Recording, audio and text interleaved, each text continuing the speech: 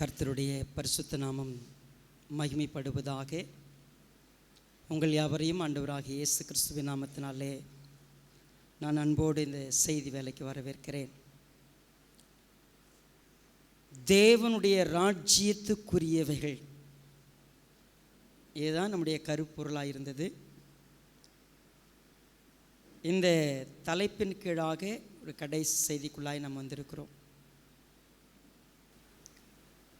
தேவனுடைய ராஜ்யம் சமீபமாயிருக்கிறது, அதில் நீங்கள் பிரவேசியுங்கள். யோவான் ஸ்நானகம் முதல் ஆண்டவராகிய இயேசு கிறிஸ்துவுடைய சீஷர்கள் அழைப்பு கொடுத்தார்கள். தேவனுடைய ராஜ்யத்துக்குரியவைகளை ஆண்டவராகிய இயேசு கிறிஸ்து தம்முடைய சீஷர்களிடத்தில் பகிர்ந்து கொண்டார், அவர்களுக்கு உபதேசித்தார்.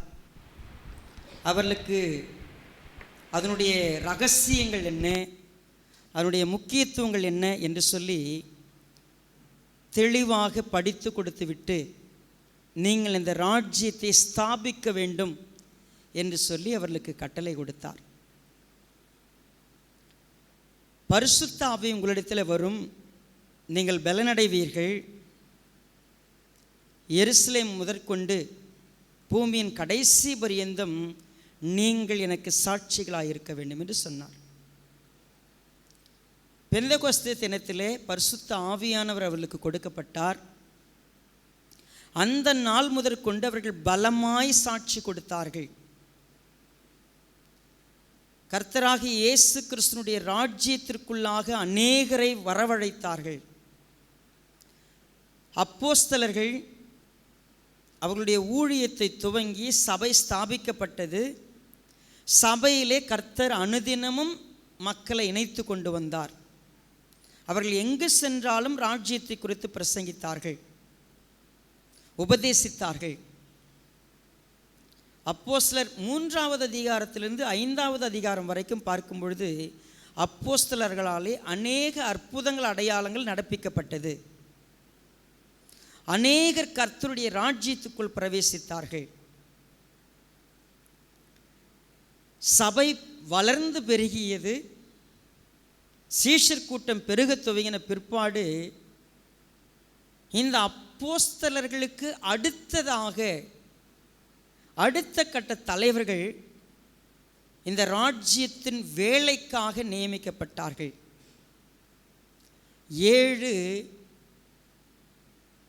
ஸ்பெஷல் லீடர்ஸ், மூப்பர்கள், பரிசுத்த ஆவியினாலும் ஞானத்தினாலும் நிறைந்தவர்களாய் நற்சாட்சி பெற்றவர்கள் இந்த வேலைக்கு அமர்த்தப்பட்டார்கள். ஒரு கேள்வி வருகிறது. ஆண்டவராகிய இயேசு கிறிஸ்து துவங்கி அப்போஸ்தலர்கள் காலம் வரைக்கும் மிக சரியாய் திட்டமிடப்பட்டு மிக அழகாக உருவாக்கப்பட்டு தேவனுடைய ராஜ்யம் ஸ்தாபிக்கப்பட்டது. ஆனால் அது அடுத்த கட்ட தலைவர்களிடத்தில் வரும்பொழுது தேவனுடைய ராஜ்யம் ஸ்தாபிக்கப்பட்டது வளர்ந்ததா வீழ்ந்ததா? இன்றைக்கு தேவனுடைய ராஜ்யம் மிக பிரகாசமாய் ஆளுகையிலே எல்லாரிடத்திலும் செயல்படுகிறதா, அல்லது தேவனுடைய ராஜ்யம் பலவீனமாக இருக்கிறதா? ஸோ இன்றைக்கு நாம் அதை சிந்திக்க அழைக்கப்படுகிறோம். ஒரு நிமிடம் நம்முடைய கண்களை மூடி கர்த்தருடைய வார்த்தை இன்றைக்கு நமக்குள்ளாய் பிரவேசிப்பதற்கு ஒப்பு கொடுப்போம். பரிசுத்த பிதாவே, எங்களை நேசிக்கிறப்பா, இந்த அருமையான சந்தர்ப்பத்தை நாங்கள் உள்ளத்தின் ஆழத்திலிருந்து நன்றியோடு எதிர்நோக்குகிறோம்.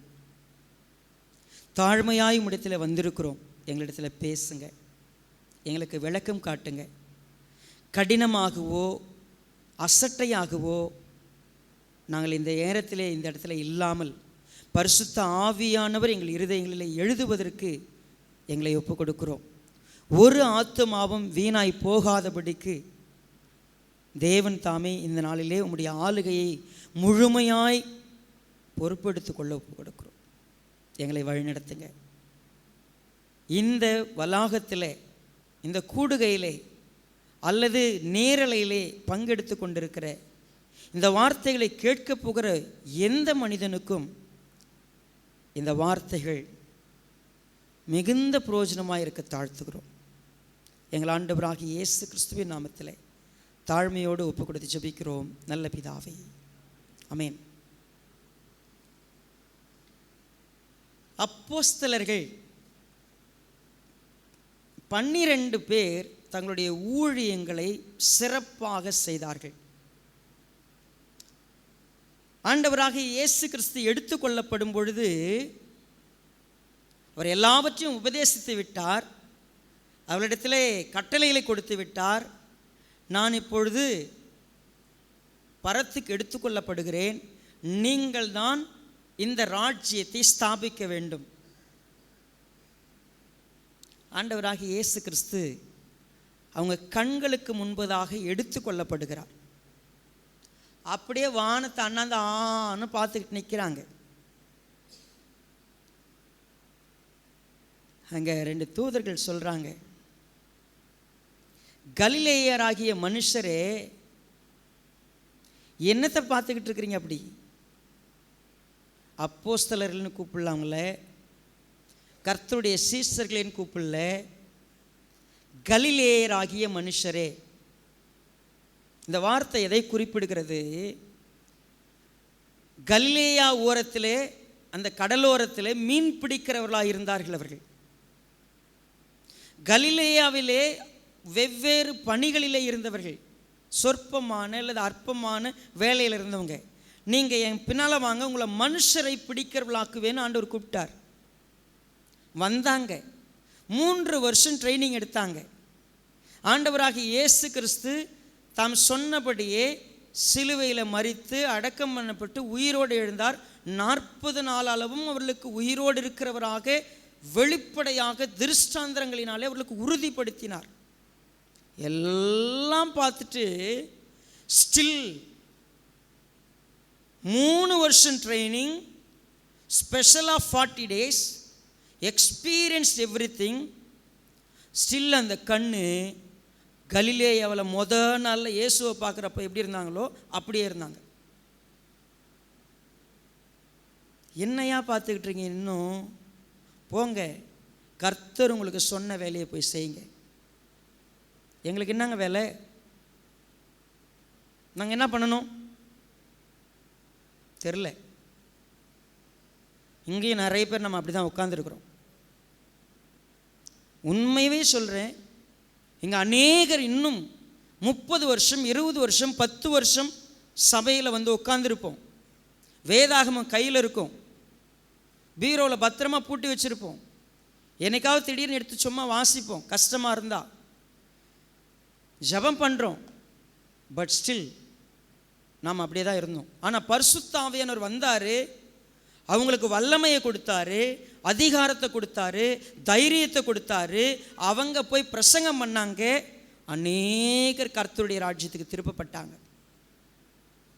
அந்த மாதிரியான ஒரு நபர்களை இதுக்கு முன்னாடி பார்த்ததே இல்லை.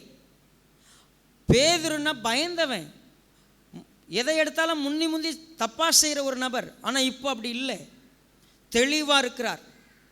ஒரு காலகட்டம் வரைக்கும் ஏதோ இஞ்சி துணு குரங்கு மாதிரி உட்காந்துருந்தேன். எனக்கு எதுவுமே தெரியாது, பேச தெரியாது, எனக்கு பயம் இருக்கும், நடுக்கம் இருக்கும். என்னால் போய் முன்னாடி எதுவுமே செய்ய முடியாது. யாருக்கிட்டையும் ஒருத்தர்கிட்ட போய் கர்த்தரை பற்றி சொல்ல தெரியாது, உண்மையை பேச தெரியாது.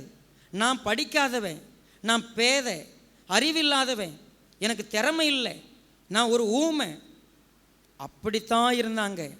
ஆனால் ஒரு நாள் அவர்களுக்கு அந்த வல்லமை தரித்து கொண்டார்கள், சபை பெருகியது. இப்போது நெக்ஸ்ட் ஜெனரேஷன், அடுத்த கட்டத்துக்கு அது பாஸ் பண்ணப்பட்டதா? அது உண்மையாகவே செயல்பட்டதா? எங்கு வீழ்ச்சி வந்தது அல்லது வீழ்ச்சி இல்லாமல் தொடர்ந்ததா? அதை நம்ம பார்க்கும்பொழுது இன்றைக்கு என்னோடு கூட அப்போஸ்தல நடவடிக்கைகள் புத்தகத்தில் 6வது அதிகாரம்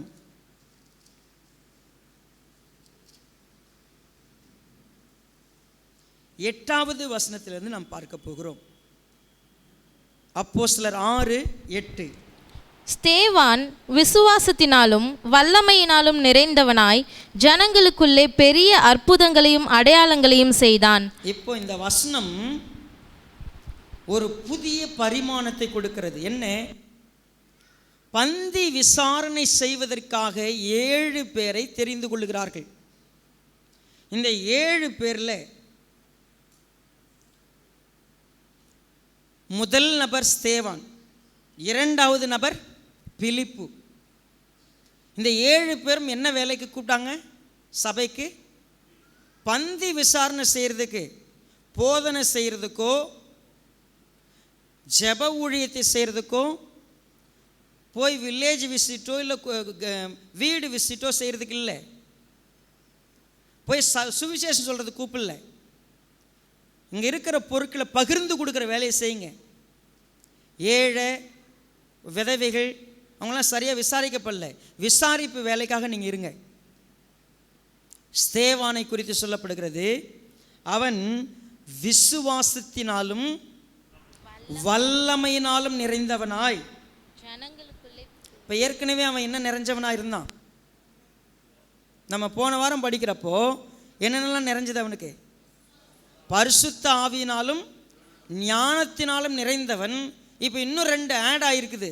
விசுவாசம் நிறைந்திருக்கிறது, வல்லமை நிறைந்திருக்கிறது. இப்போ ஒருத்தனுக்குள்ள ஃபில் ஆகிருக்கிற விஷயம் பரிசுத்த ஆவியானவர், ஞானம், விசுவாசம், வல்லமை, நற்சாட்சி. 5 காரியங்கள் ஒரு மனிதனுக்குள்ள நிரம்ப ஆரம்பித்து விட்டது. அவன் என்ன செஞ்சான் தெரியுங்களா? இவையெல்லாம் நிரம்ப நிரம்ப நிரம்ப பந்தி விசாரணை செய்கிற நேரம் போயிட்டு சுவிசேஷம் சொல்ல ஆரம்பித்தான். அவன் கர்த்தருடைய சத்தியத்தை பேச ஆரம்பித்தான். அற்புதங்களும் அடையாளங்களும் அவனால் செய்யப்பட்டது. 9வது வசனம் பாருங்கள். அப்பொழுது லிபத்தீனர் எண்ணப்பட்டவர்களின் ஆலயத்தை சேர்ந்தவர்களிலும் சிரேனே பட்டணத்தாரிலும் அலெக்சந்திரியா பட்டணத்தாரிலும் சிலிசியா நாட்டாரிலும் ஆசியா தேசத்தாரிலும் சிலர் எழும்பி ஸ்தேவானுடனே தர்க்கம் பண்ணினார்கள். இப்போ ஸ்தேவான் பேச ஆரம்பித்து சுவிசேஷம் சொல்ல ஆரம்பித்து கர்த்தருடைய ராஜ்யத்துக்குரியவைகளை பேச ஆரம்பிக்கிறான். அவனை எதிர்த்து ஒரு நாடு இல்லை. இப்போ ஒரு சில நாடெல்லாம் சேர்ந்து அங்கங்கிருந்து வந்தவங்க அவனோடு தர்க்கம் பண்ணும்படியாய் நிற்கிறார்கள். 10வது வசனத்தை கவனியுங்கள். அவன் பேசின ஞானத்தையும் ஆவியையும் எதிர்த்து நிற்க அவர்களால் கூடாமற் போயிற்று. அவனுக்கு இருந்த ஞானம், அவனுக்கு இருந்த ஆவி யாராலையும் அவங்ககிட்ட என்ன பண்ண முடியல? எதிர்த்து மறுத்து பேச முடியல. அவன் எல்லாவற்றுக்கும் தெளிவாய் பதில் கொடுக்கிறான். அவனிடத்தில் கேட்கப்படக்கூடிய கேள்விகளுக்கு அவனுடைய பிரதியுத்தரம் மிகுந்த ஞானமாய் இருந்தது. அவனுடைய ஆவிக்கும் அவனுடைய ஞானத்துக்கும் எதிர்த்து ஒருத்தரால் நிற்க முடியல. நம்ம சபையில் பல வருஷமாக திருச்சபைக்குள்ளே வந்து பரிசுத்த ஆவியினால, ஞானத்தினால, விசுவாசத்தினால, வல்லமையினால் நிரப்பப்படுறதுக்கு வந்தவங்க அது எதையுமே நிறைக்கிறவங்களாம் மாறாமல் கடைசி வரைக்கும் தூக்க மயக்கத்தினால் நிறைந்தவர்களாயும், நம்ம மேக்சிமம் பார்த்திங்கன்னா சுய புத்தியில் நிறைஞ்சவங்களாகவும், சுய தேவையில் நிறைந்தவர்களாயும், சுய இஷ்டத்தில் நிறைஞ்சவங்களாயும் கடைசி வரைக்கும் உட்காந்துட்டு எங்கேயாவது திடீர்னு போகும்போது நம்மளை யாராவது ஒரு கேள்வி கேட்டாங்கன்னா பட நமக்கு ஒரு அப்படியே வேர்த்து ஊற்றுது. அப்படிங்களாங்க, நீங்கள் எங்கள் பாஸ்டர்கிட்ட கேட்டுங்க, அவர் தாங்க உங்களுக்கு பதில் சொல்லுவார்.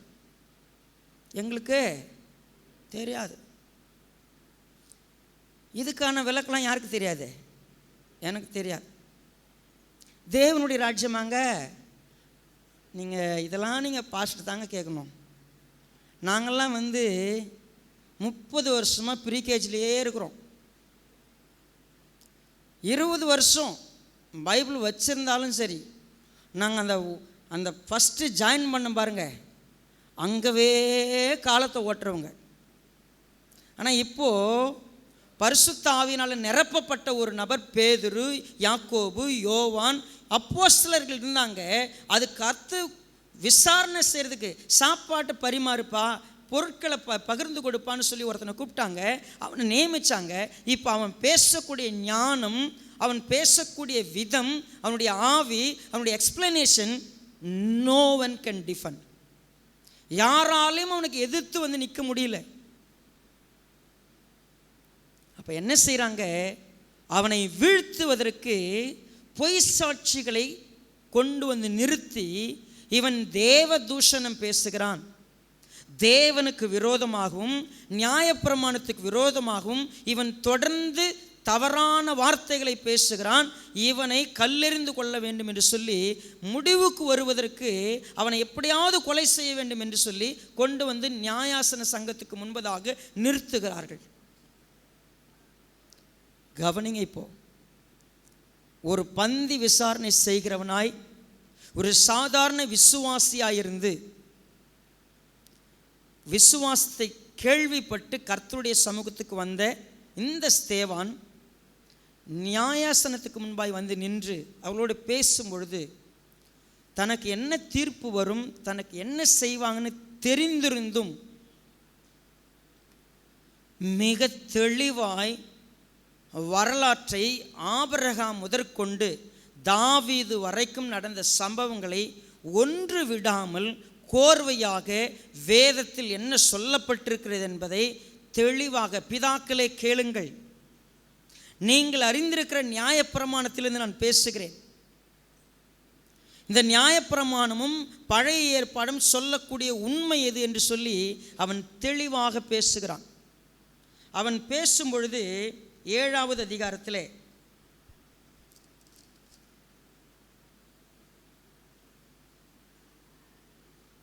51வது வசனம், வணங்கா கழுத்துள்ளவர்களே, வணங்கா கழுத்துள்ளவர்களே, இருதயத்திலும் செவிகளிலும் விருத்த சேதனம் பெறாதவர்களே, உங்கள் பிதாக்களைப் போல நீங்களும் பரிசுத்த ஆவிக்கு எப்பொழுதும் எதிர்த்து நிற்கிறீர்கள். இப்போ நிற்கிற அத்தனை பேரும்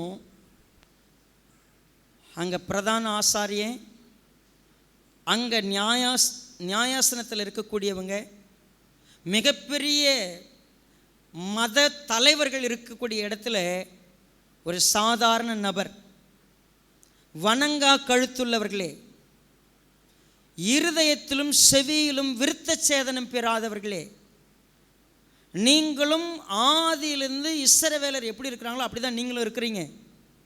பரிசுத்த ஆவிக்கு எதிர்த்து நிற்கிறீங்க. தீர்க்கதரிசிகள் யாரை உங்கள் பிதாக்கள் துன்பப்படுத்தாமல் இருந்தார்கள், நீதிபரருடைய வருகையை முன்னறித்தவர்களையும் அவர்கள் கொலை செய்தார்கள். இப்பொழுது நீங்கள் அவருக்கு துரோகிகளும் அவரை கொலை செய்த பாதகருமாயிருக்கிறீர்கள். தேவ தூதரை கொண்டு நீங்கள் நியாயப்பிரமாணத்தை பெற்றிருந்தும் அதை கை கொள்ளாமல் போனீர்கள். ஒரு வார்த்தை தெளிவாக சொல்கிறான், தேவ தூதர் மூலமாய் உங்களுக்கு வசனம் கொடுக்கப்பட்டது, நீங்கள் அதை கேட்கல, கேட்டும் கடைபிடிக்கலை. இதுதான் உண்மை. இவைகளை அவர்கள் கேட்ட பொழுது மூர்க்கமடைந்து அவனை பார்த்து பல்லை கடித்தார்கள். பேசும்போது நம்மளை எதிர்த்து நிற்கிறவங்க எவ்வளவு கோபமாக இருக்கிறாங்கன்னு அவங்க பல்ல கடிக்கிறதுல தெரியுது, அவங்க முகத்தில் தெரியுது, எல்லாம் தெரியுது. ஆனால் 55 பாருங்க, அவன் பரிசுத்த ஆவியினாலே நிறைந்தவனாய், மீண்டும் அவன் எதனால நிறைஞ்சவனா மாறினா, பரிசுத்த ஆவியில நிறைந்தவனாய் வானத்தை அண்ணாந்து பார்த்து தேவனுடைய மகிமையையும் தேவனுடைய வலது பாரிசத்தில் இயேசுவானவர் நிற்கிறதையும் கண்டு, அதோ வானங்கள் திறந்திருக்கிறதையும் மனுஷகுமாரன் தேவனுடைய வலது பாரிசத்தில் நிற்கிறதையும் காண்கிறேன் என்றான். அவங்க கிட்ட சொன்ன வார்த்தை என்ன? கொஞ்சம் முன்னாடி ஆண்டவராகிய இயேசு கிறிஸ்து அவருடைய வாழ்க்கையில் பிதாவை அவர் எப்படி பார்க்குறாரு, பிதா பேசுகிறத எப்படி கேட்குறாரு, பிதாவானவர் சொல்கிறத எப்படி சொல்கிறாருன்னு சொல்கிறதுக்கு அவங்களுக்கு எல்லாரும் கோபம் வந்துச்சு. இப்போ நீங்கள் வணங்கா கழுத்துள்ளவங்க, இருதயத்திலும் செவிகளும் விருத்த சேதனம் பெறாதவங்க, பிதாக்கள் எல்லாம் உங்களுக்கு முன்னறிவிச்சாங்க, அவங்க நீதிபருடைய வருகையை முன்னறிவிச்சதை கேட்டோம், உங்களை கொலை செஞ்சாங்க. நீங்கள் கூட அப்படிப்பட்டவங்க தான். நீங்களும் வசனத்தை கேட்கல, பரிசுத்தாவிக்கு எதிர்த்து நிற்கிறீங்க. இதெல்லாம் சொன்ன உடனே உங்களுக்கு கோபம் வருது. கோபம் வரும்பொழுது அவன் பரிசுத்தாவில் நிறைஞ்சவனா ஒரு கிளிம்ஸை பார்க்குறான், பிதாவினுடைய மகிமையை பார்க்குறான், இயேசுவானவரை பார்க்குறான். பார்த்துட்டு சொல்கிறான், இயேசுவானவரை நான் பார்க்குறேன். அப்போஸ்தலர்கள் இயேசுவானவரை கண்கூட பார்த்தவங்க. ஸ்தேவானுடைய வரலாறு நமக்கு தெரில, அவனுடைய பின்னணி, எத்தனை வருஷம் அவன் எந்த இடத்துல இருந்தான் தெரியாது. All of a sudden we come to know, 7 பேரை தேர்ந்தெடுக்கும் போது அவன் பரிசுத்த ஆவியிலும் ஞானத்திலும் நிறைஞ்சவனா, நற்சாட்சி பெற்றவனா இருக்கிறான். அவனை நியமிக்கிறாங்க. இப்போ அவன் பேசுகிறான். பேசும்பொழுது அவங்க எல்லாருக்கும் முன்னாடி தைரியமாக பேசுகிறான், எதை பற்றியும் கவலைப்படலை, தெளிவாக பேசுகிறான், சத்தியத்தை உண்மையாக சொல்கிறாங்க. சொல்லிட்டு இப்போ அவனுடைய கண்கள் யாரை பார்க்குதுன்னா, இயேசு கிறிஸ்துவை பிரத்யட்சமாக நாங்கள் அவருடைய வல்லமையில் நிற்கிறத நான் பார்க்குறேன். அவ்வளோதான். இதை சொன்ன மாத்திரத்தில் அந்த ஜனங்க என்ன செஞ்சாங்க பாருங்கள். அப்பொழுது அவர்கள் உரத்த சத்தமாய் கூக்குரலிட்டு தங்கள் காதுகளை அடைத்து கொண்டு, என்ன நடந்திருக்குது பாருங்களேன். அவன் சொல்கிறான், இதோ பிதாவினுடைய மகிமையும் அவருடைய வலது பாரசத்தில் வீற்றிருக்கிற இயேசுவானவரும் நான் காண்கிறேன்னு சொன்னோடனே எல்லாரும் காதை மூடிக்கிட்டாங்க. மூடிக்கிட்டு உரத்த சத்தமாக கத்துறாங்க. அவன் அதுக்கு மேலே பேசக்கூடாதுன்னு சொல்லிட்டு அடுத்தது என்ன செஞ்சாங்க தெரியுங்களா? ஒருமனப்பட்டு அவன் மேல் பாய்ந்து அவனை நகரத்துக்கு புறம்பே தள்ளி அவனை கல்லெறிந்தார்கள். சாட்சிக்காரர் தங்கள் வஸ்திரங்களை கழற்றி சவுல் என்னப்பட்ட ஒரு வாலிபனுடைய பாதத்தின் அருகே வைத்தார்கள். பாருங்க, நியாயப்பிரமாணத்தின்படி தேவ தூஷணம் சொல்லுகிற ஒருவனை கல்லெறிந்து கொள்ள வேண்டும். ஆண்டவராக இயேசு கிறிஸ்து மேலே கல் எறிகிறதுக்கு எத்தனையோ முறை முயற்சி பண்ணாங்க. ஸ்தேவான் யார் தெரியுமா? உங்களை மாதிரி என்ன மாதிரி சாதாரணமாக ஒரு மூலையில் விசுவாசியாக இருந்த ஒருத்தன்.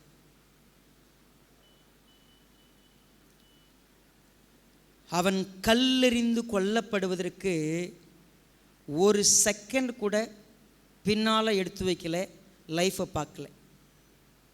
அவர் தன்னுடைய சீஷர்களுக்கு சொல்லும்போது சொல்லி கொடுத்தார்.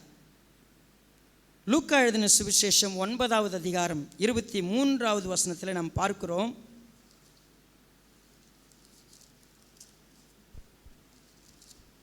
பின்பு அவர் எல்லாரையும் நோக்கி, ஒருவன் என் பின்னே வர விரும்பினால் அவன் தன்னை தான் வெறுத்து தன் சிலுவையை அனுதினமும் எடுத்துக்கொண்டு என்னை பின்பற்ற கடவன்.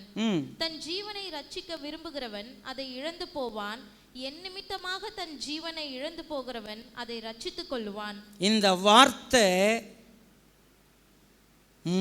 முதலாய் ஒருவனுடைய வாழ்க்கையில் நிறைவேறுகிறது. ஒருவன் என்னை பின்பற்றி வர விரும்பினால் அவன் தன்னைத்தான் வெறுத்து தன் சிலுவை எடுத்துக்கொண்டு என்னை பின்பற்ற கடவன். ஒருவேளை தன் ஜீவனை விரும்பினா அதை நான் இழந்துருவேன். அதை நான் இழக்கும் பொழுது நிச்சயமாக அதை நான் ஒரு நாள் பெற்றுக்கொள்ள போகிறேன். என் நிமித்தம் தன் ஜீவனை இழக்கிறவன். அப்போஸ்தலர்கள் எல்லாரும் பிரசங்கம் பண்ணாங்க, சபையில் ஆட்கள் பெருகியது. ஆனால் ஒரு மனிதன் தனித்துவமாய் எழும்பி நிற்கிறான். எழும்பி நின்று அவன் எல்லாருக்கும் முன்னாடி பேசக்கூடிய சத்தியங்கள் யாரும் அவனுக்கு பதில் சொல்ல முடியல. வழி என்ன தெரியுமா? இவனை பேச விட்டா இன்னும் அநேகர் ரட்சிப்புக்குள்ளே வருவாங்க, அநேகர் விசுவாசத்துக்குள்ளே வந்துடுவாங்க. இவனை கொன்று போடலாம்னு சொல்லி கொன்று போட்டாங்க. தேவன் ஸ்தேவான் மரிப்பதற்கு அனுமதி கொடுத்தார். கவனிங்க, இப்போ தேவனுடைய ராஜ்யம் ஸ்தாபிக்கப்படும்னா உயிரை கொடுக்கிறதுக்கு உயிரை துச்சமாக நினைத்து இதில் என்ன இருக்கிறது, நான் கர்த்தருக்காக என்ன கொடுக்கிறேன். ஒரு வாலிபன் அவன். ஸ்தேவான் ஒரு முழு வாழ்க்கையை வாழ்ந்துட்டு போல. ஸ்தேவானை பற்றி பார்த்தீங்கன்னா 6வது அதிகாரம் 7வது அதிகாரம் அவ்வளோதான், சிம்பிள். அவன் பேசினது தான் 7வது அதிகாரம் முழுவதும். 7வது அதிகாரத்தினுடைய கடைசியில் அவன் பேசி முடித்தவொடனே அவனை கொன்று போட்டாங்க. கொன்று போடும் பொழுது அவன் எப்படிப்பட்டவனாய் இருந்தான் என்பது தான் இன்னும் மேலான ஒரு வார்த்தை. பாருங்க, அவனோ முழங்கால் படியிட்டு, ஆண்டவரே, பாருங்க, அவன் ரொம்ப சத்தமாக ஒரு விஷயம் சொன்னான், இந்த பாவத்தை இவங்க மேலே சுமத்தாதீங்க, பிதாவே இவர்களுக்கு மன்னியும், தாங்கள் செய்கிறது இன்னதென்று அறியாதிருக்கிறார்கள். இயேசுவானவர் அப்படியே பிரதிபலிச்சாங்க. வாழ்விலும் சாவிலும் இயேசுவானவர் சொன்னதை பின்பற்றினா இயேசுவானவருக்கு அப்படியே பிரதிபலிச்சான். நம்ம பல வருஷமா தேவ தூதரை கொண்டு கர்த்தர் நமக்கு வசனத்தை போதிக்கிறார். வசனம் நம்ம இடத்துல வந்திருக்குது. ஆனால் நான் வல்லமையில் நிறைந்திருக்கிறேனா, பரிசுத்த ஆவியினால் நிறைந்திருக்கிறேனா, ஞானத்தினால் நிறைந்திருக்கிறேனா, விசுவாசத்தினால் நிறைந்திருக்கிறேனான்னு கேட்டால் பூஜ்ஜியம் பாஸ்டர். நான் ஏன்னா நான் அதுக்கு நிரப்புறதுக்காக சர்ச்சுக்கு வர்றதில்லை, அட்டண்டன்ஸ் போடுறதுக்கு வருவேன். நான் வேறு வழி இல்லாத வருவேன். நான் இங்கே வரும்பொழுதெல்லாம் ஞானம் நிரப்பப்படுவதற்கு வரணும். ஆனால் கசப்பையும் வைராக்கியத்தையும் நிரப்பி கொண்டு போவதற்கு நான் வருவேன்.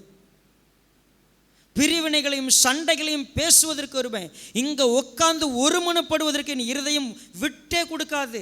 ஏன்னா நான் என்னுடைய உலகத்திலே என்னுடைய உள்ளம் நிறைந்திருக்கிறது, வீட்டை குறித்து நிறைந்திருக்கிறது, பணத்தை குறித்து நிறைந்திருக்கிறது, என்னுடைய தனித்துவத்தை குறித்து நிறைந்திருக்கிறது என் வாழ்க்கை.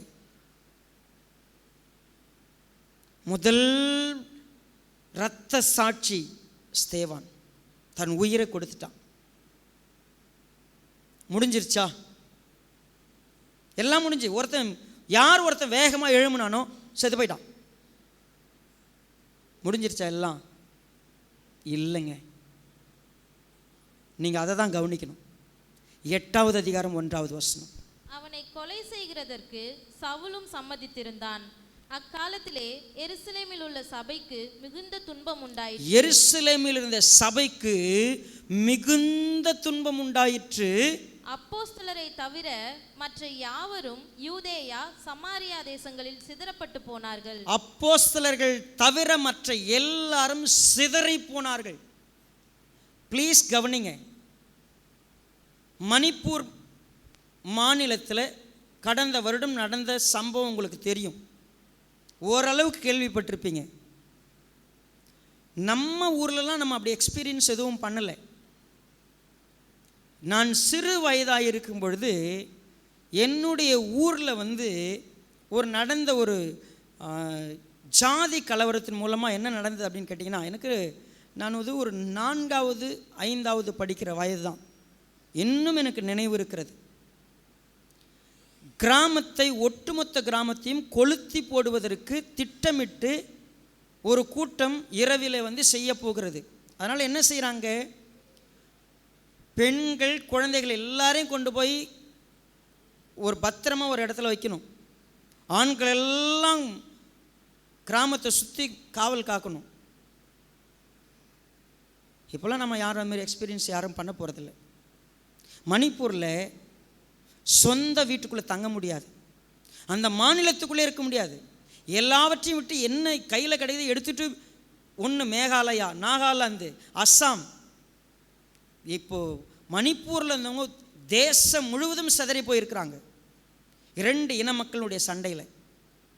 அது இனத்தினால் ஏற்படுத்தப்பட்ட 2 இனத்துக்கு இடையில் ஏற்பட்ட பிரச்சனை.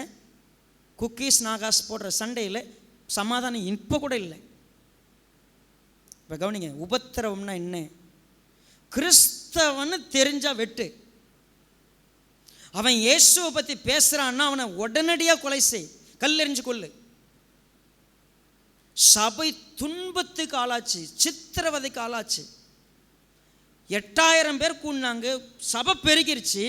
சபையில் யாராவது எங்கேயாவது இயேசுன்னு பேரை சொன்னா அவங்கள முடிச்சிரு. மறைமுக கட்டளை.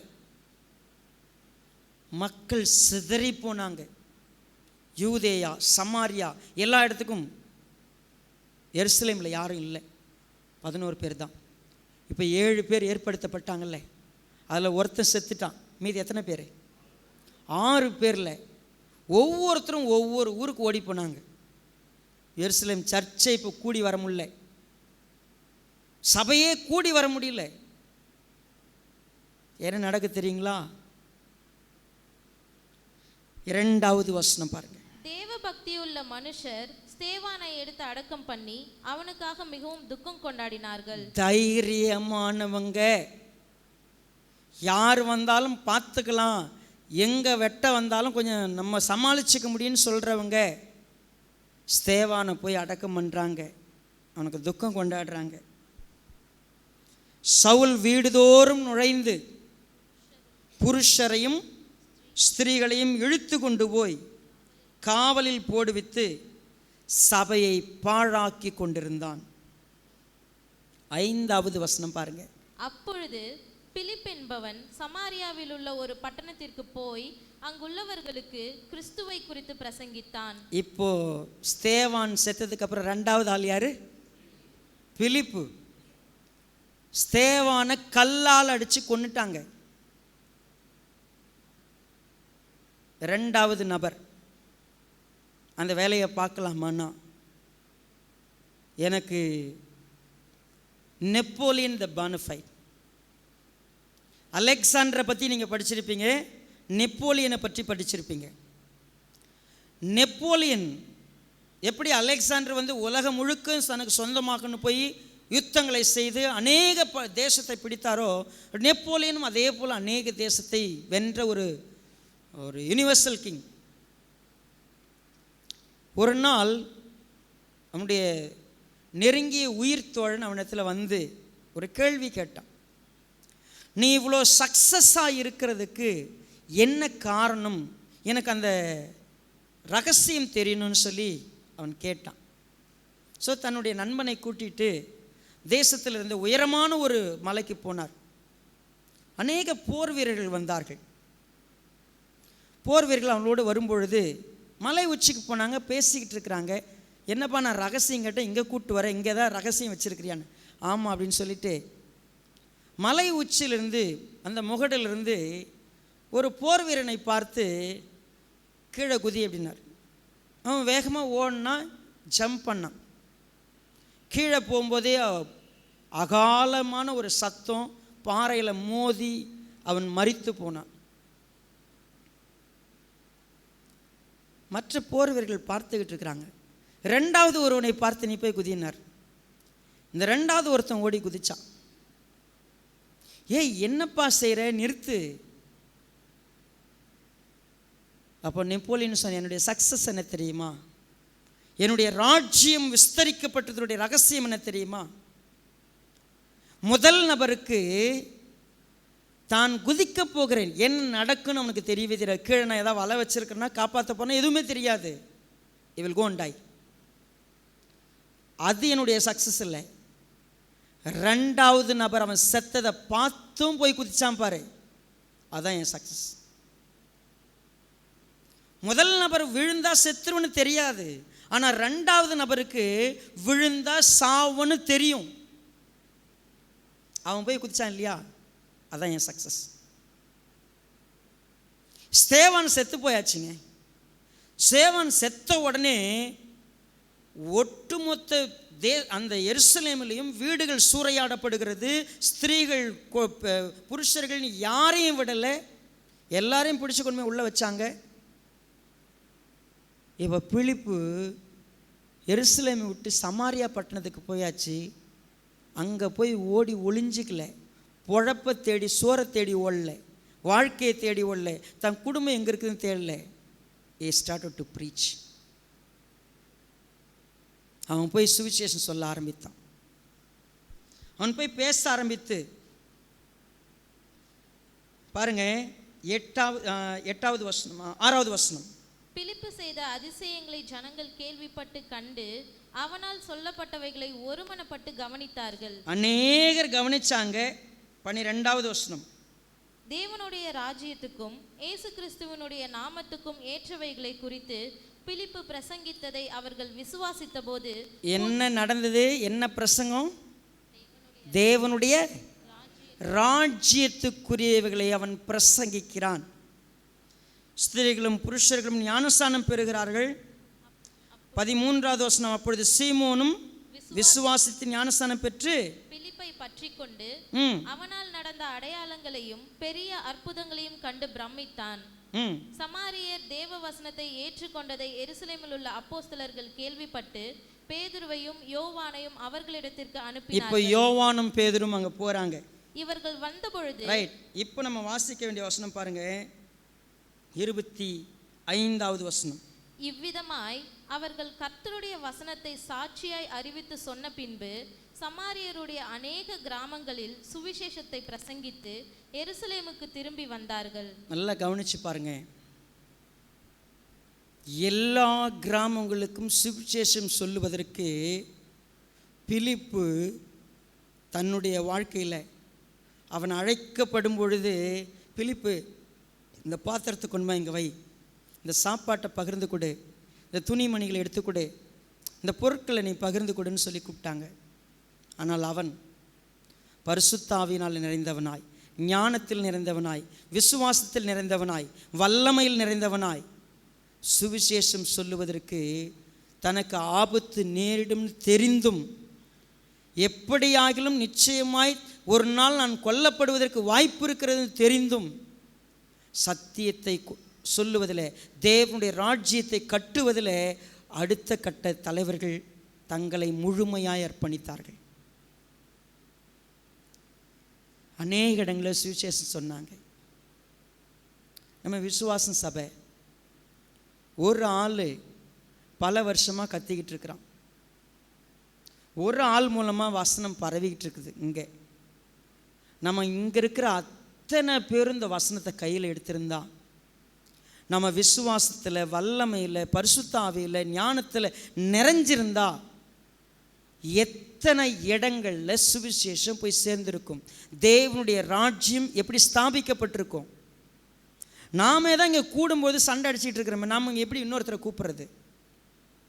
நமக்கே தான் உலகம் வேலையே பெருசாக இருக்குதே. நீங்கள் நினச்சிக்கிட்டு இருக்கிறீங்க, நான் சுய தொழில் செய்கிறேன், ப்ரைவேட் கம்பெனியில் ஒர்க் பண்ணுறேன், கவர்மெண்ட் செக்டாரில் ஒர்க் பண்ணுறேன். என்றைக்கு நீங்கள் கிறிஸ்தவனாய் அழைக்கப்பட்டீங்களோ, அந்த கிறிஸ்துவனுடைய ராஜ்யத்தில், அந்த அரசாங்க வேலையில் உங்களுக்கு எப்பொழுதும் ஒரு அப்பாயின்மெண்ட் இருக்குதுன்னு சொல்லி நீங்கள் எப்போ புரிஞ்சுக்கிட்டீங்க? ஏன் இன்னும் புரியாமல் இருக்குது? உங்களுக்கு அரசாங்க வேலை வேணுமா? இயேசு கிறிஸ்துவனுடைய அரசாங்கத்தில் ஒரு வேலை இருக்குது. அவருடைய ராஜ்யத்தினுடைய ஊழியர்களாக இங்கே இருக்கிற ஒவ்வொருத்தரும் மாற முடியும். ஏன்னா ஆண்டவராக இயேசு கிறிஸ்து இந்த பூமியில் இருக்கும்பொழுது என்ன தெரியுமா பார்த்தாரு? மத்தேயு 9வது அதிகாரம் 35வது வசனத்தில் இருக்கிறது. பின்பு இயேசு சகல பட்டணங்களிலும் கிராமங்களையும் சுற்றி நடந்து ஜெப ஆலயங்களில் உபதேசித்து ராஜ்யத்தின் சுவிசேஷத்தை பிரசங்கித்து ஜனங்களுக்கு உண்டாயிருந்த சகல வியாதிகளையும் சகல நோய்களையும் நீக்கி அவர்களை சொஸ்தமாக்கினார்.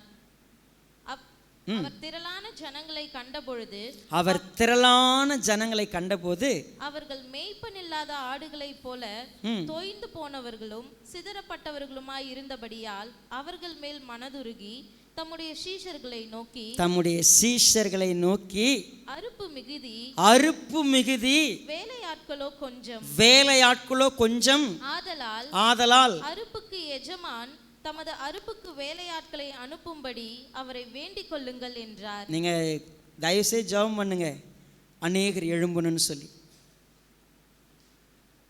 நிறைய பேர் வேணும். ஏன்னா அழிந்து போகிற கூட்டம் நிறைய இருக்கு. இங்கே இந்த சபையில் ஒருவேளை இந்த சண்டே என்னால் பேச முடியாத ஒரு நிலைக்கு நான் நின்னேன்னா, இன்றைக்கி கொடுக்கப்பட்ட இந்த சத்தியம் அப்படியே அதே போல் கொடுக்கறதுக்கு எந்த நபர் இங்கே எழும்பியிருக்கிறோம்? பேதுரு, யோவான், யாக்கோபு அவங்க பேசின அதே ரீதியில் ஸ்தேவானால் பேச முடிஞ்சுச்சு, பிலிப்பால் பேச முடிஞ்சுச்சு. ஏன் தெரியுமா? பேதுருவை நிரப்பின அதே ஆவியானவர் பிலிப்புக்கும் இருந்தார். யோவானை நிரப்பின அதே ஆவியானவர் ஸ்தேவான் இடத்துல இருந்தார். இன்னைக்கு இத்தனை வருஷம் நான் எந்த ஆவியை பின்பற்றி இருக்கிறேன், எந்த வசனத்தை நான் பற்றிக்கிட்டு விசுவாசத்தை வளர்த்துருக்கிறேன், என்ன வல்லமை என்னிடத்தில் இருக்கிறது, நான் என்ன செஞ்சுக்கிட்டு இருக்கிறேன் இவ்வளோ காலமும். தேவனுடைய ராஜ்யனா யாரோ கட்டுட்டுமா? இல்லை, நீங்கள் தான் கட்டணும். ஏன் அமைதியாக உட்கார்ந்துருக்கிறீங்க? என்ன செஞ்சுக்கிட்டு இருக்கிறீங்க? உங்களுக்கு இந்த உலகம் ரொம்ப அவசியமாக தேவை, ஓடிட்டு இருக்கிறீங்களே. பணம், புகழ், இந்த உலக வாழ்க்கையில் வாழக்கூடிய ஒரு 30-40 வருஷம் இல்லை 50 வருஷம் இல்லை 100 வருஷமே கொடுக்குறோம். அதுக்கப்புறம் கோடிக்கணக்கான வருஷம் போய் வாழக்கூடிய வாழ்க்கைக்கான வேலைக்கு வாங்கன்னா இந்த அற்பமான வாழ்க்கை தான் எனக்கு பெருசு பெருசு பெருசு. ஓடிக்கிட்டே இருக்கிற நீ தேவனுடைய ராஜ்யத்திலே இல்லை. தேவனுடைய ராஜ்யத்துக்கு நீ வேணும். நீ பிரசங்கிக்கிறவனா என்னைக்கு மாறுவே? என்னைக்கு ஒரு சத்தியத்தை பேசும்போது கோர்வையாக சொல்ல தெரியுது உனக்கு?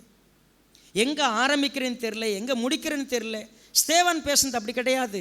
ஆபிரகாம், நீங்கள் 7ஆவது அதிகாரத்துக்கு உட்காந்து வாசித்து பாருங்கள். எங்கே ஆரம்பிக்கிறான், எங்கே முடிக்கிறான், என்ன சொல்ல வரான், தெளிவாக இருந்துச்சு. இன்றைக்கி நம்ம அப்படியே இருக்கிறோம். பேச விட்டு பார்த்தாவே தெரிஞ்சிடும் நம்ம என்ன, நம்முடைய உண்மையான நிலை என்னன்னு தெரியும். நம்ம இவ்வளோ நாள் என்ன வளர்ந்தோம், நம்ம சுயம் எல்லாம் அங்கே தெரிஞ்சிடும். நம்ம யாரால் ஆளப்படுறோம், எது நம்மளை நடத்திக்கிட்டு இருக்குது, அத்தனையும் ஒரு 10 நிமிஷம் நம்மகிட்ட கொடுத்து பார்த்தா தெரியும். பைபிளை வச்சு கொஞ்சம் பேசுங்கன்னு சொல்லி பாருங்களேன். யூ கேன் என்ன சொல்கிறது, கிளியரான ஒரு காம்ப்ரஹென்ஷனுக்கு வரலாம். நீங்கள் யாருன்னு தெளிவாக தெரிஞ்சிடும். அதுக்கு தான் சர்ச்சுக்கு வந்தோமா? இவ்வளோ நாள் சர்ச்சுக்கு வரோம். இந்த வசனத்துக்கான விளக்கம் தெரியுது. தெரிஞ்சு நான் என்ன செஞ்சுருக்கிறேன், எங்கே போய் பேசியிருக்கிறேன், ஞானஸ்நானம்னா என்ன தெரியாது. பாஸ்டர் எவ்வளோ நாள் 2 வார செய்தி கொடுக்கப்பட்டது. உட்காந்து திரும்ப திரும்ப கேட்டு உட்காந்து மறுபடியும் நோட்ஸை பார்த்து இதுதான் ஞானஸ்நானம், கர்த்தருடைய பந்தினா என்ன சொல்லி கொடுக்கப்பட்டிருக்குது. இந்த வாரம் எத்தனை பேர் கேட்டோம்? எனக்கு அதை விட பெரிய வேலைகள் நிறைய இருக்குது. உலகத்தில் இருந்துரு, தேவனுடைய ராஜ்யத்துக்கு உனக்கு நீ ரொம்ப தூரமானவன். ஒரு சிலரை பார்க்கும்போதெல்லாம் அவங்க பேசுகிறத வச்சு, அவங்க தேடுறதை வச்சு, அவங்க வாஞ்சிக்கிறத வச்சு நீங்கள் தேவனுடைய ராஜ்யத்துக்கு தூரமானவன் இல்லை. ஆனால் நம்முடைய வாழ்க்கை சொல்லிடுது தேவனுடைய ராஜ்யத்துக்கு உங்களுக்கு ரொம்ப தூரம். அன்னைக்கு இருந்த அப்போஸ்தலர் அப்படி ஆனாங்க. உங்களுக்கு தெரியுமா? நான் உங்களை போல அடிக்கடி நான் நினைவுபடுத்திப்பேன். சாமுவேல் சொல்லுவார், 2004 first time when I came to IPC India, I don't know anything. நீங்கள் இன்றைக்கி யாராக உட்காந்துருக்க அதே போல் ஒரு நபராக உள்ளே வந்து நின்னேன், பரிதாபமாக நின்னேன். எனக்கு இந்த சத்தியம் எதுவுமே தெரியாது. நான் பாஸ்டரை பார்த்தேன். I want to follow him. எனக்கு இந்த உலகத்திலே ஒரு வித்தியாசமான பாஸ்டர் இவர். எல்லாம் சுயத்துக்காக வாழும்போது இங்கே சத்தியத்தை உண்மையாக போதிக்கிற ஒருத்தர் இருக்கிறார். I want to follow. நான் பெண்டகாஸ்டல் சர்ச்சுக்கு போனவன். பாஸ்டர் ஏஜி மோகன் சபையில் பல வருஷம் உட்காந்து ஆராதனை பார்த்தவன். அந்நிய பாஷையில் உட்கார்ந்த ஒரு நபர் தான் நான். சத்தியனா இதான் தெரிஞ்சுக்கிட்டேன். வாழ்ந்தால் இப்படி ஒரு வாழ்க்கை வாழணும், சத்தியத்துக்காக வாழணும், கர்த்தருக்காக வாழணும். அதுதான் என்னை இங்கே நிறுத்தியிருக்கு. நீங்கள் என்ன செஞ்சிட்ருக்கீங்க இது வரைக்கும்? தேவனுடைய ராஜ்யம் ஸ்தாபிக்கப்படணும், நமக்கு கவலை இல்லை. நம்ம இஷ்டத்துக்கு நம்ம ஒரு வாழ்க்கை வாழ்ந்துக்கிட்டு இருக்கிறோம். நீங்கள் நினச்சிட்ருக்கீங்களா நீங்கள் வாழ்கிறதான் வாழ்க்கைன்னு? இல்லை, அதை தாண்டி ஒன்று இருக்குது. அதுதான் நித்தியம், நித்தியத்துக்குரிய வாழ்க்கை. நீங்கள் ஒருவேளை அதில் மூழ்கிருந்தீங்கன்னா, உலகம் உங்களை மூழ்கடிச்சிருந்துச்சுன்னா எழுந்துச்சு வாங்க. உண்மையான ராஜ்யம், கர்த்தருடைய ராஜ்யத்துக்குள்ளே மனிதர்களை கொண்டு வந்து சேர்க்கறதுக்கு உங்களுக்கு அழைப்பு இருக்குது. நீங்கள் பாத்திரம் கழுவுறதுக்கு இங்கே வரலாம், சமைக்கிறதுக்கு வரலாம்.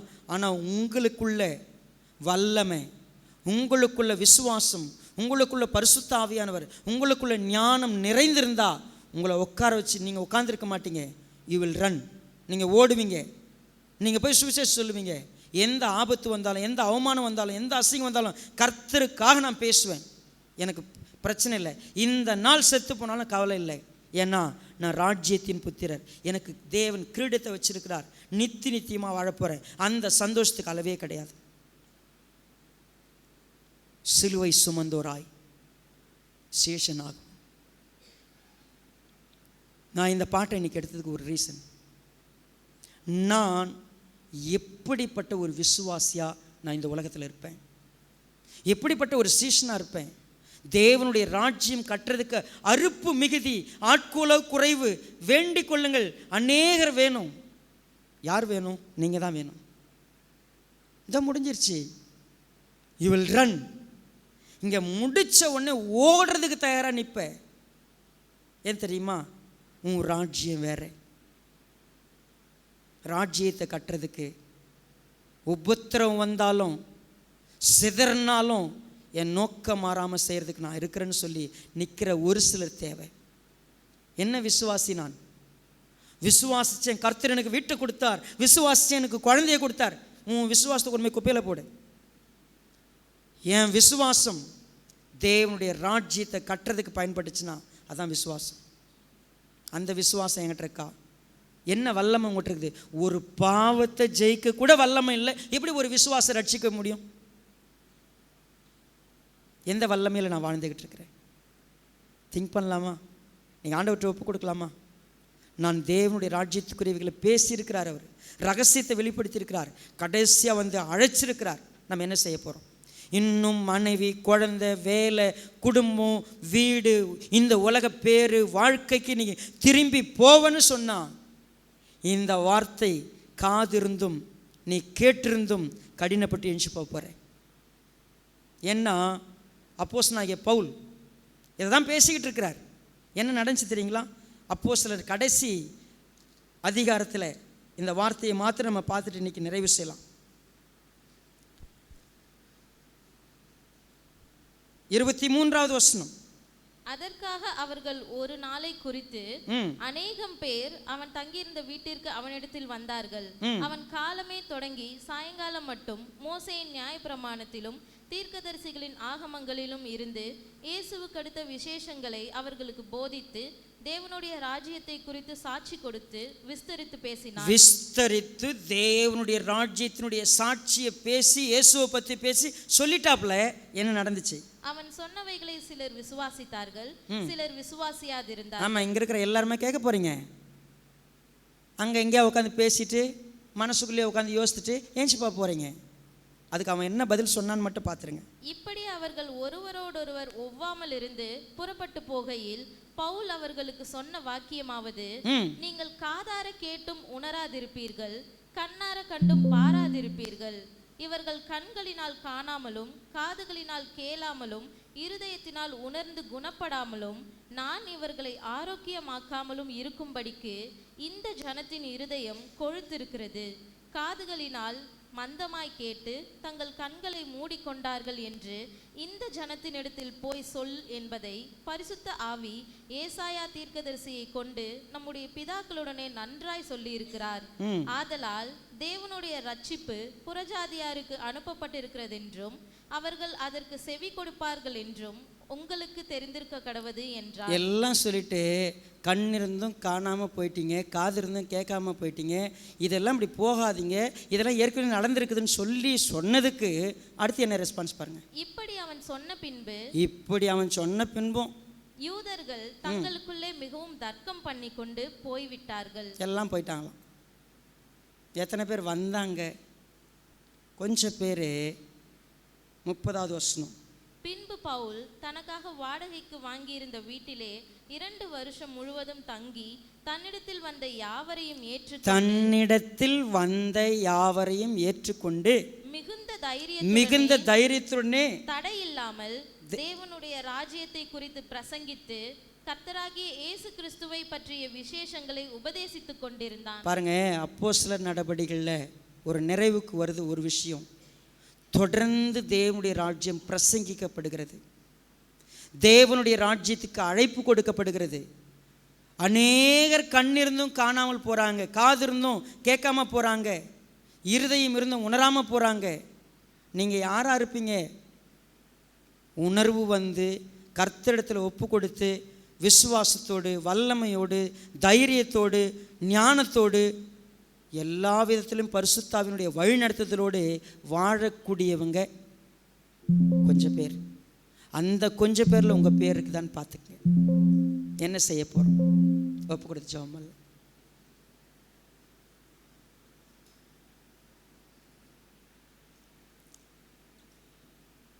பரிசுத்த பிதாவே, நேசிக்கிறப்பா, வார்த்தைகள் எல்லாம் எங்கள் இருதயத்தில் ஊடுருவி பாயிட்டும். எங்கள் செவிகளினாலே கேட்டிருக்கிறோம், எங்கள் கண்களினாலே நாங்கள் கண்டிருக்கிறோம், எங்கள் இருதயத்தில் உணர்வுக்கு தாழ்மையாக இடமளிக்கிறோம். ஆவியானவர் எங்களை உணர்த்தட்டும். வீணான ஒரு வாழ்க்கை ஓடி நான் வாழ்ந்திருக்கிறேன். அற்பமான உலகத்துக்காக ஓடி இருந்திருக்கிறேன். உம்முடைய ராஜ்யத்துக்குள்ளே வந்து நீர் கொடுக்கிற வேலையை செய்வதற்கு எனக்கு அழைப்பிருந்தும் கண் சொருகி போன குருடனாக இருந்திருக்கிறது மிகப்பெரிய பாவம் என்பதை நாங்கள் அறிக்கையிடுகிறோம். மன்னித்து இன்றைக்கு எங்கள் இருதயத்தில் ஏற்பட்டிருக்கிற எழுப்புதல் செயலாக மாற கர்த்தர் உதவி செய்யுங்க. தரிசனங்களை உடையவர்களாய் நாங்கள் வாழ்ந்து அநேகரை ராஜ்யத்தின் பக்கம் திருப்புவதற்கு சிறு துரும்பாய் பயன்படைய கர்த்தர் எங்களுக்கு உதவி செய்யுங்க. எங்களை வழி நடத்துங்க. இயேசு ராஜாவின் நாமத்தில் ஒப்புக் கொடுக்கிறோம் நல்ல பிதாவே, ஆமென். சிலுவை சுமந்தோராய் சீஷனாகுவோம்.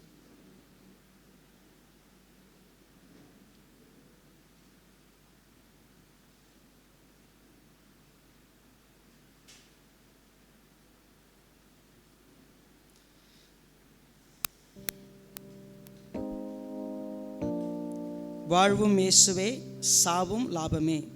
அவர் பெருகவும் நான் சிறுகவும். சொந்த பந்தங்கள் எல்லாம் சொல்லால் கொள்ளலாம், மற்றோர் சதி செய்து மதிப்பை கெடுக்கலாம். அவருக்காகவே அனைத்தும் இழந்தாலும் அதை மகிமை என்று எண்ணிடுவேன்.